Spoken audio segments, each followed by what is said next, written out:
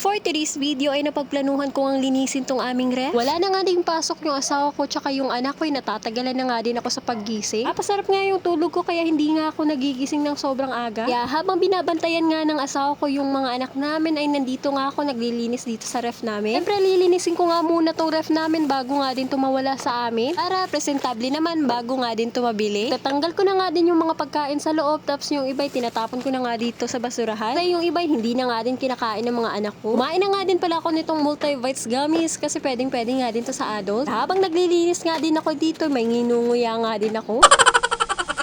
Kami na nga din nakakami sa ating bahay serye, kaya ito na ginawan ko na nga din para sa inyo. Nawawalan nga daw sila ng gana sa paglilinis kasi hindi daw nila napapanood yung video ko. Ala, grabe siya.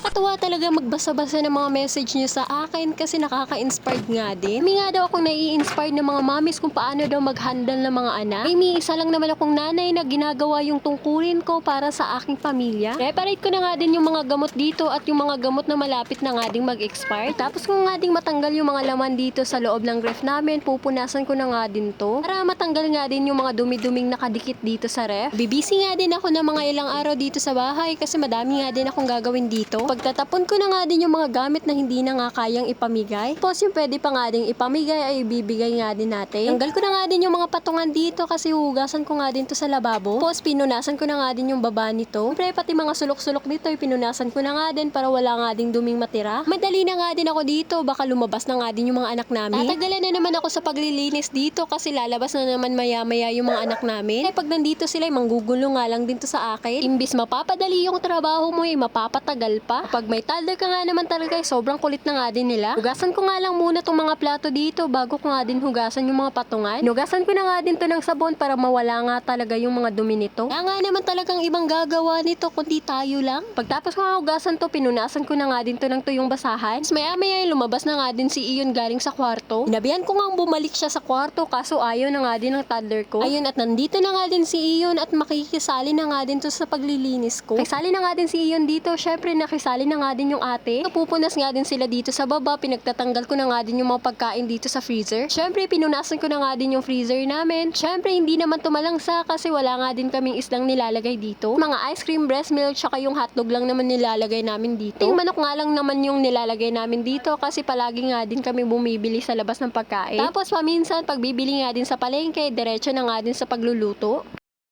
Tapos nga linisin sa loob, pinunasan ko na nga din yung pinto nito. Tapos pinagtatanggal nga din yung sticker nito. Nalik ko na nga din yung mga pagkain dito pagtapos ko nga linisin tong ref.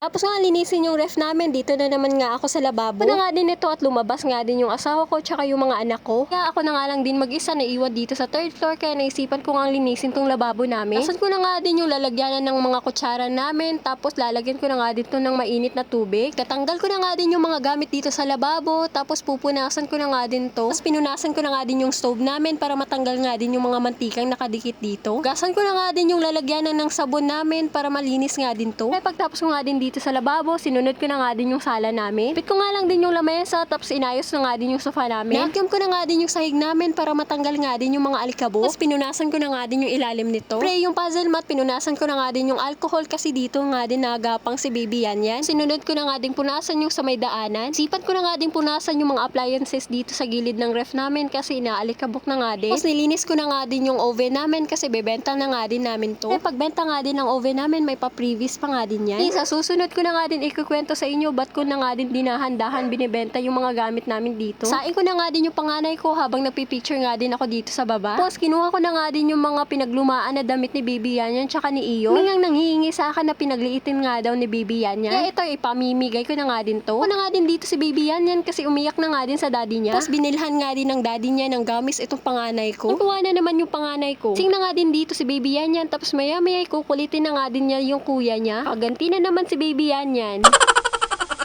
Pagtulog nga din si Baby Yan, paminsan nga kinikiliti nga din ni Iyon.